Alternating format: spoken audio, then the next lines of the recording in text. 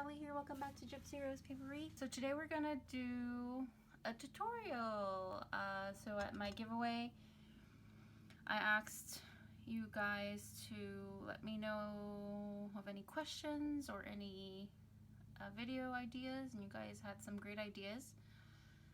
So one of them was, how do I faux coffee / tea dye my tags and doilies and such? So here I have just a regular shipping tag and then a distressed one.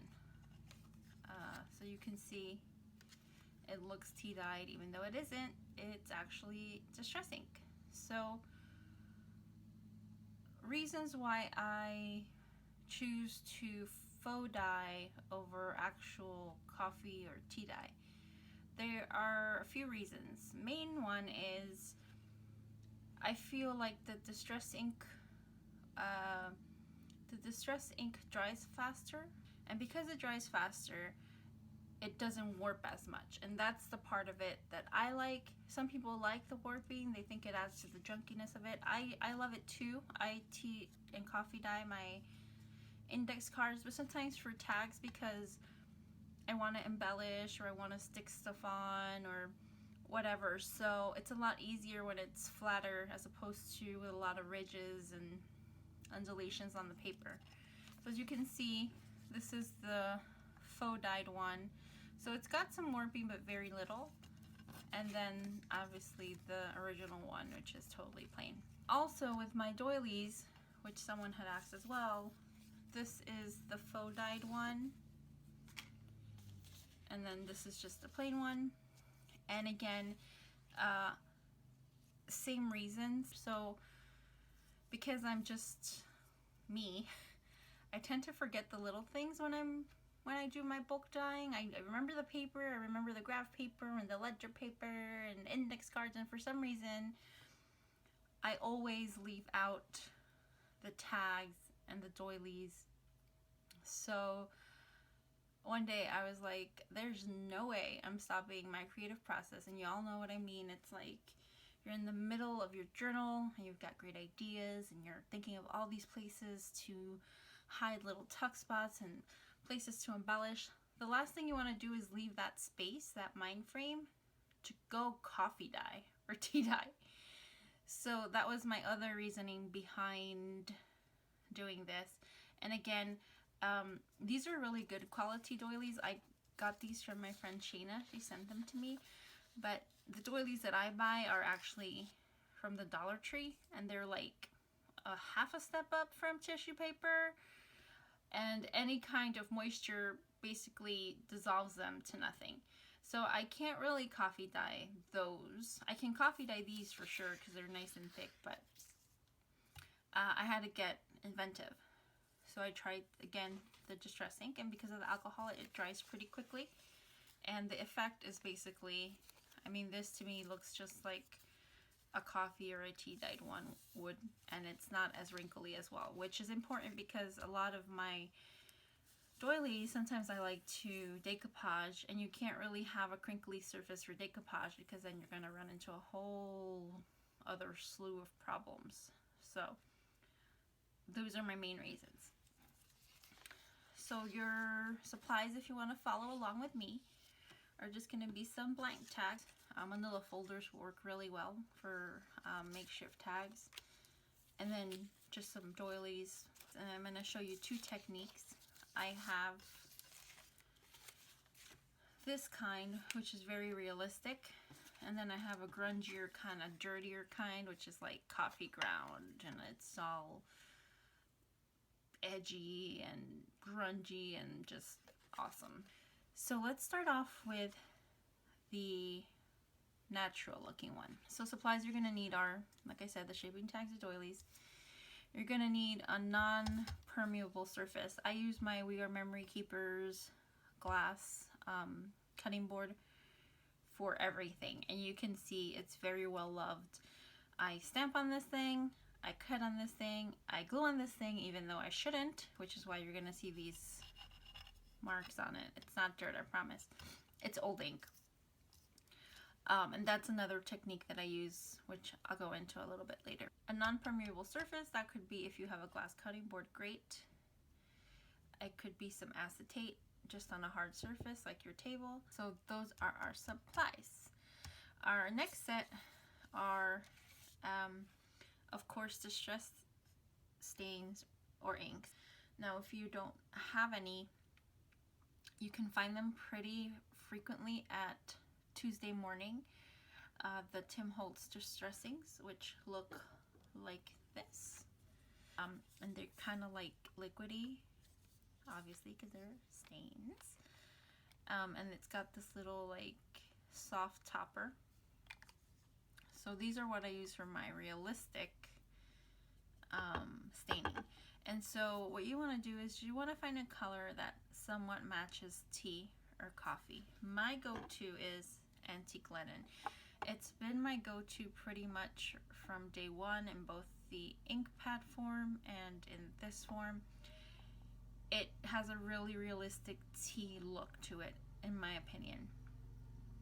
Some people also like the ground espresso. This is obviously going to be darker and more like a coffee type stain. This honey one, wild honey, is going to be more on the orangey side, maybe like a really dark tea. And I also have brushed corduroy, which actually I've never used, but it looks like would fall somewhere in between the wild honey and the espresso. So we're just gonna play. We're gonna try all of these. I've of course used the antique linen, so I won't use that one. Let's play around with this brushed corduroy. So my technique for this is basically two things. You could either tap it onto the cutting board, but then you want to kind of spread it. You don't want it to be all pulled up in one area. You kind of want to spread it around and make a thin layer. And then you kind of want to just hold your tag and flip it and quickly press. Flip it, quickly press, and as you can see, it's already forming that kind of cool coffee impression. And then if you think it's too dark, you can kind of tap it lightly. It doesn't have to be dark. If you don't want it to be, you can kind of play with it and make different sort of patterns with it. The other thing you can do, and just keep in mind that that's gonna warp your tag a little bit more, is you can add the stain and then you can just add a little bit of water. I don't like to spray because it gets everywhere and my desk is already pretty cramped. Just add a little bit of water, maybe like 2 or 3 drops. And then you can kind of spread it around. And then you can dip into it again.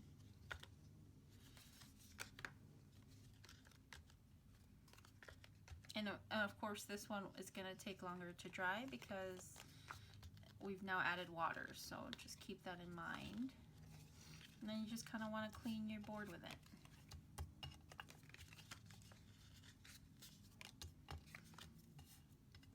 So that's what that looks like. Obviously it looks like coffee.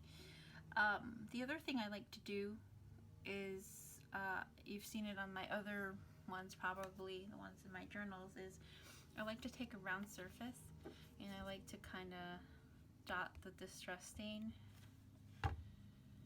around it like that, and then just kind of let it sit there for a little bit.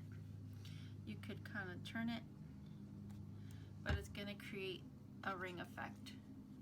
And of course, if you do a thicker layer,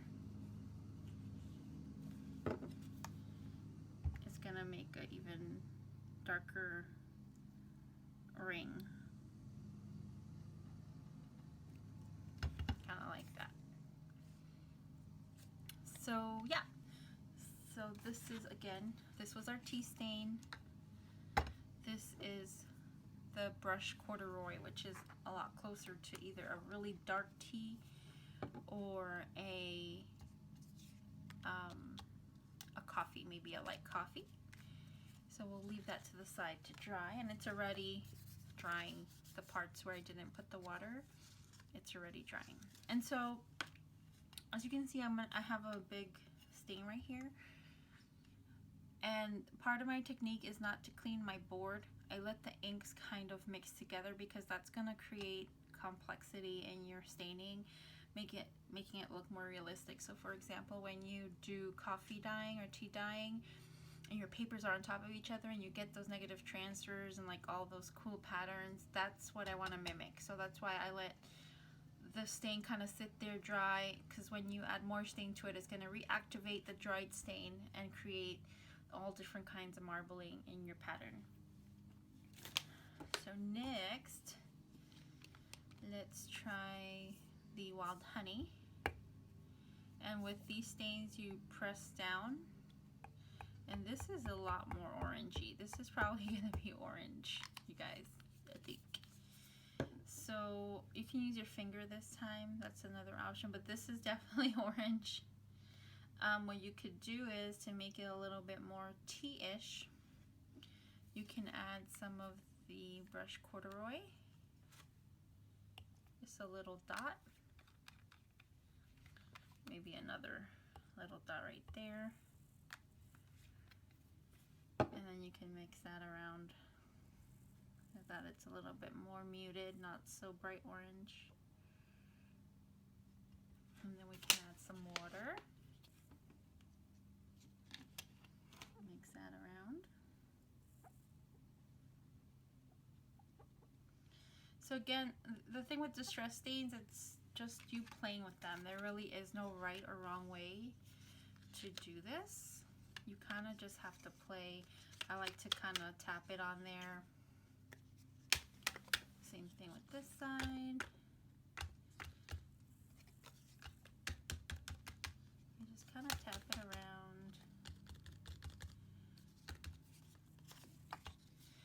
And it's going to create, again, those swirly patterns that we are looking for.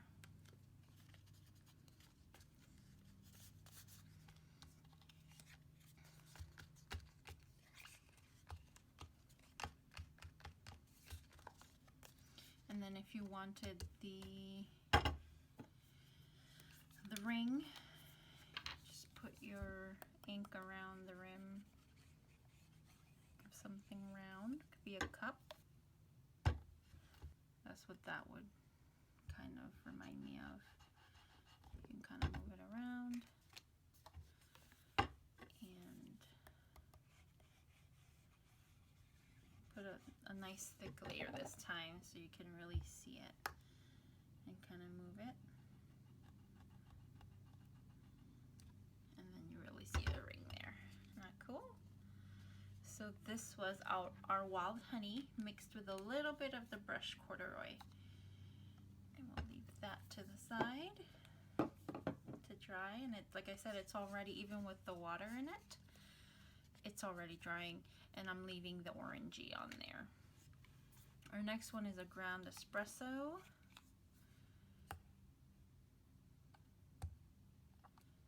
And this one is very dark, you guys, so we're gonna be super careful with this one. Oh, it looks like squid ink. We're gonna add a lot of water to this one. Ooh.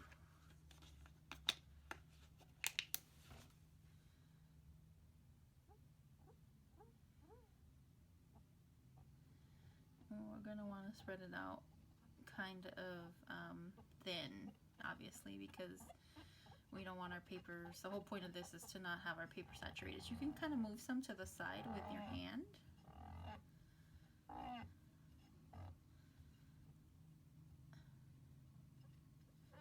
Okay, now let's see what happens. So because we added a lot of water, it's very muted, so I like that. I didn't want it to be so dark. It was extremely dark. So see how cool that looks? It's like a nice grayish color. And you can kind of let those drips run up and down the tag itself. And tap some of the excess moisture off. And then we can use some of this. And I hope I'm in frame. Yes, I am. And I'm going to get some more tags while that sits and makes a nice, pretty ring around it. This one obviously is a lot more warped because I went overboard on the water. But we'll set that to the side and let it dry. And because, again, I went overboard on the water, let's get some napkins and dry some of this up. So our next type of distress stain is this grungy one. And so once this dries, I can actually use the ink pad, but I get this effect with an ink pad, and this was Antique Photo, which is like, sorry, what am I saying? This grass cutter guy is distracting me. Vintage Photo, not, I'm thinking Antique Linen and looking at Photo. Vintage Photo. So this is somewhat dry.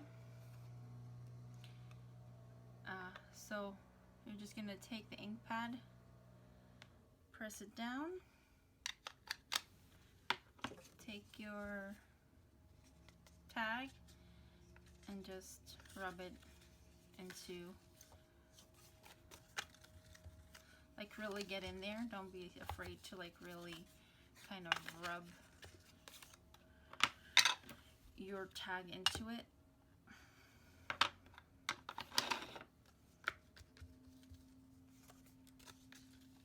And why the ink pad does this effect, I think it's just because it's thicker or more viscous ink that they use for the pad, obviously, because you need it to last longer. And then the ink, the stain is very watered down, as you can see. So here are all the ones we've done so far. We have our wild honey. We have our brushed corduroy. And we have our ground espresso, which with a lot more water is a bit more warped, and obviously not as dark. So why don't we try the ground espresso undiluted, which is scary to me in my head, but we're gonna do it. So we're just gonna dot once this time and kind of spread it around.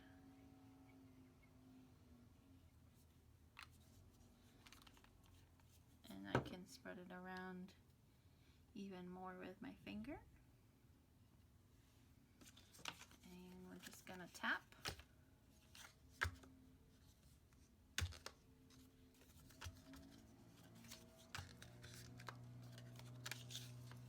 Kind of wipe the surface clean with it.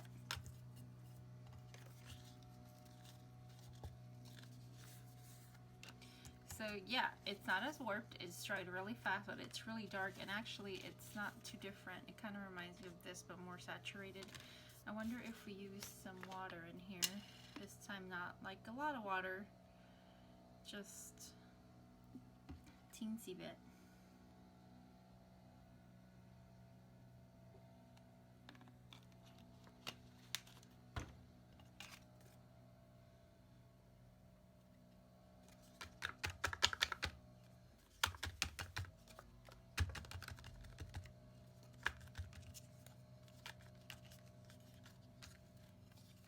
So yeah, it's a different effect, definitely. I think the ground espresso is very dark.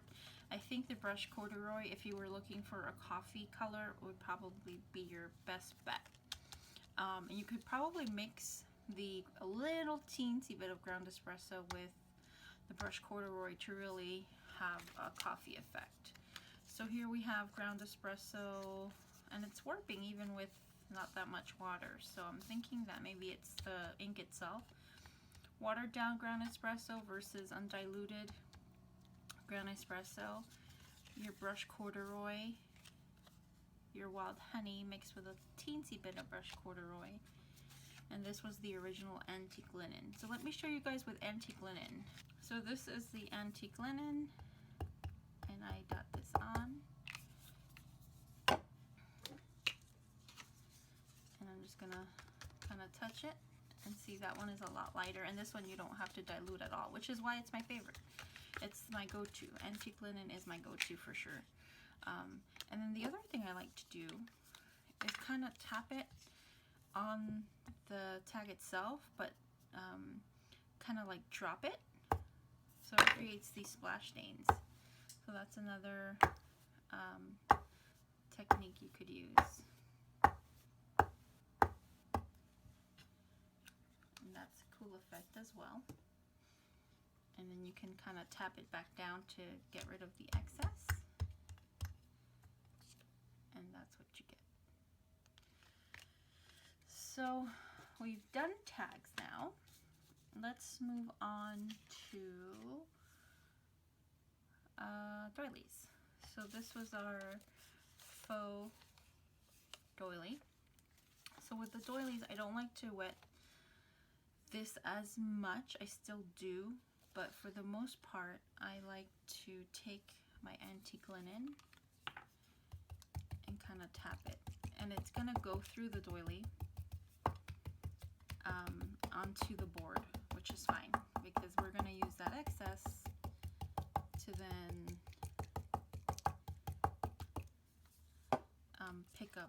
we're gonna pick up that excess on the other side.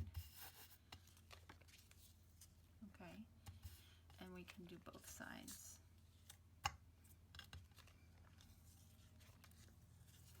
And that's what's gonna kind of create that fake coffee tea dye stain. And then I like to tap some on here too. And just kind of let it pick up that color. And again, if I wanted to have fake coffee rings, I just put the color around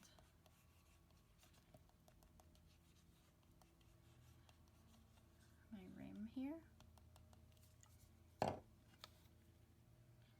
And then set it down.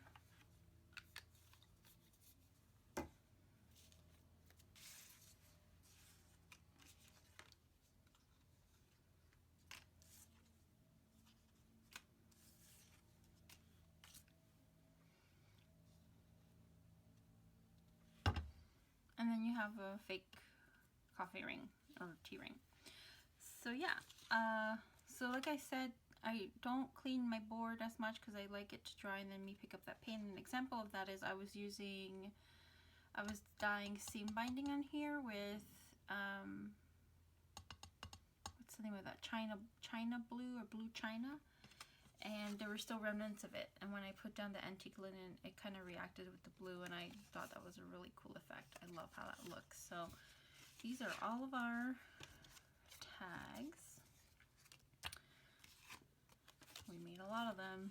They're cool looking. I'm gonna take these. I have a craft, what should I call it? We're calling it Craftapalooza. Me and a few of my friends who I'm sure some of you may know, Miss April at Pink Odd Bird, and Shayna Lazarus, and Terry Wood, and Serene Bookworth, which is Kim, are gonna go on a little craft retreat in a few weeks. And so I'll bring these as part of my contribution to our little craft time. So these are the tags, and this is doily number 1, which is nice and dry now. And then doily number 2 is getting there, but we still have some time to go. So while we do all that, while that dries, I'm gonna grab these.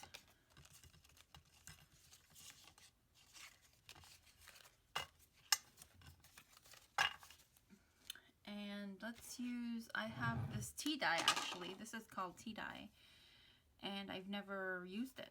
I just opened it today. So why don't we see if we can kind of play around. I'm going to do that on a little piece of it. But then I also want to see it react with water. So I'm going to cut right through it and leave half because the other half I want to, that's really cool. I want to add some water and see what that looks like.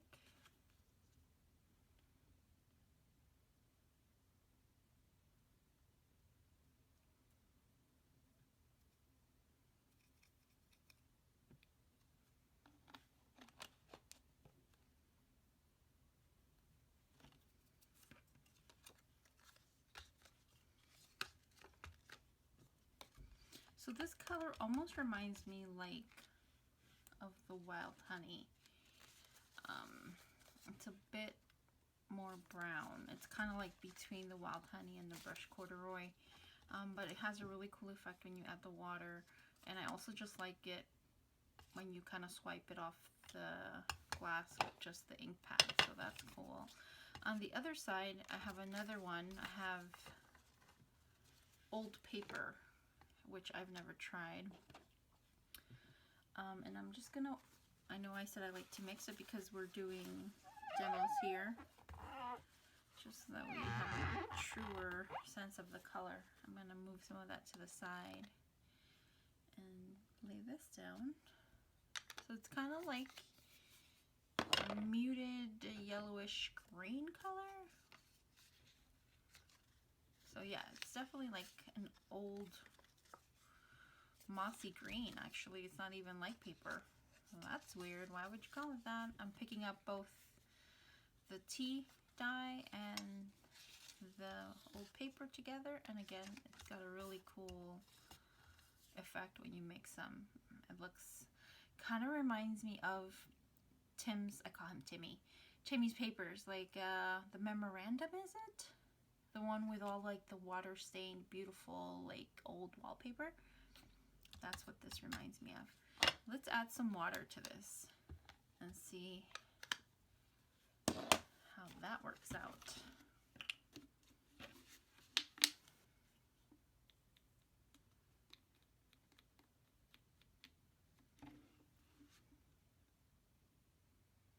I'm trying to be cautious here.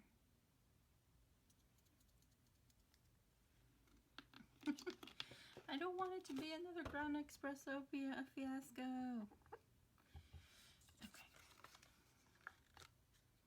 Oh, so it's like a nice mossy green, sort of, like a sage almost.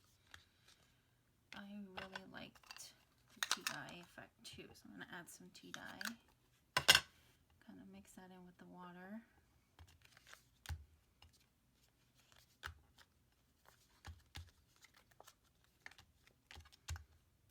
So yeah, so there it is, mixed with the old paper on the other side too. I think it adds a really cool effect. So another awesome tag for my Craftapalooza buddies. And I think that's all. The doily is basically dry. I had another one that I wanted to show you guys actually, and it's from Sarah's shop. She has, my friend Sarah has a shop and she sells doilies and trim and all that lovely stuff. She has a square one she sent me that I absolutely love. And it picks up the stain so well. It's this one here.